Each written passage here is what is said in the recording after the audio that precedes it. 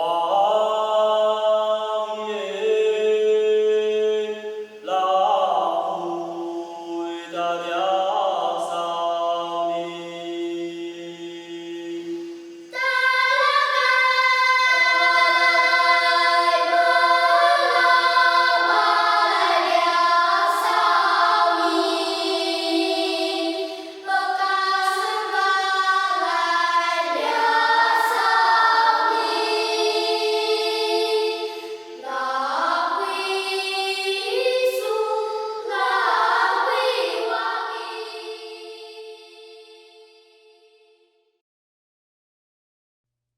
This video is a preview of the introduction to a 2-hour video I'm currently working on.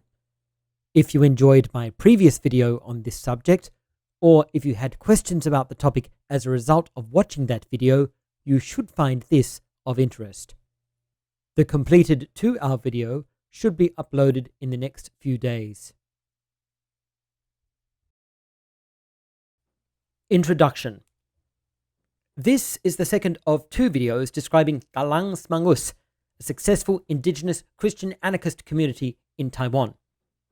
See the link in the video description box if you'd like to view the previous video. In this video, I'll be describing how Smangus operates, explaining why I characterize it as anarcho-collectivist, and comparing the results of its collectivist ecotourism industry with the outcomes of 2 nearby villages which operate ecotourism with a free market capitalist model.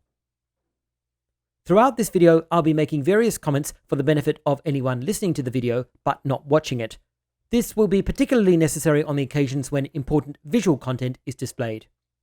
Since this commentary will occasionally be lengthy, I'll always let you know when I'm doing this, so you can use the timestamps in the video description to skip to another section if you are watching the video and I'm just describing something on screen which you can already see and understand for yourself.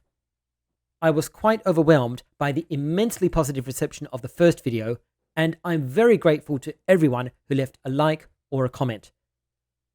These were the most common questions about Smangus which were raised directly or indirectly by your comments.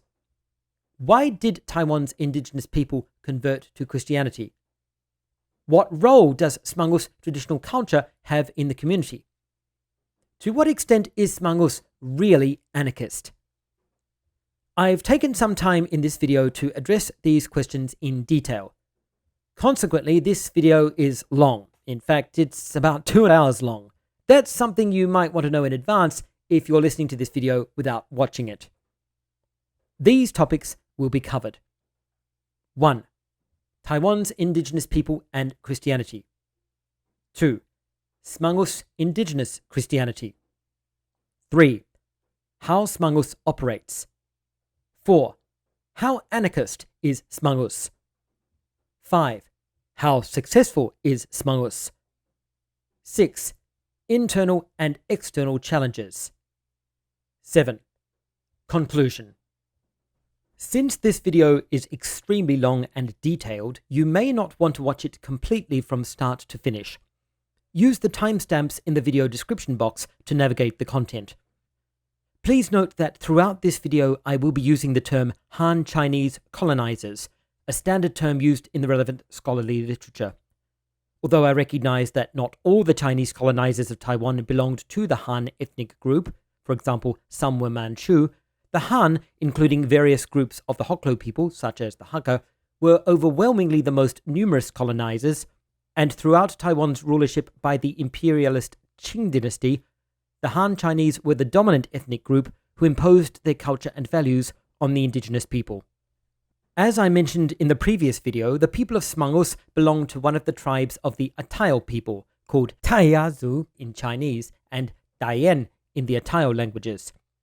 Throughout this video, I will be using the standard English pronunciation of this word, Atayal, unless I am citing or quoting Atayal people themselves. When I speak the Atayal language itself in this video, I use the Skuliak dialect common to Hsinchu County, where Smangus is located. Throughout this video, you will occasionally hear songs performed by the Pokosan Na Taoshan, the elementary school choir of Galang Ulai, called in Chinese Qingchuan Bolo, an Atayal tribal settlement in Wufeng Township, Hsinchu County, in Taiwan. The choir is directed by Yayun Isao, traditional Atayal singer, musician, and educational professional, and many of the songs have been arranged to music by her husband, Ivan Bawang, a well-known Atayal composer, singer, musician, and educator. Yayun and Bawang have been personal friends of mine since 2013. The school choir is well known and recognized in Taiwan, having won several awards and performed twice in front of the President of Taiwan on Double 10 Day, the National Day of the Republic of China. Finally, a few comments on my use of Chinese words. When speaking Chinese, I use Taiwan Guoyu, which is strongly influenced by Minnan, the Minnan Chinese dialect, so the pronunciation is distinctly different from China's Putonghua. In this video, I also slightly overpronounce words in Chinese for the sake of clarity and the benefit of people with reduced hearing. Additionally, when citing Chinese authors, I use the naming convention with which they have signed their papers. Some of them use the traditional convention of placing their family name first, while others use the modern convention of placing their family name last. I follow whichever convention each individual has used.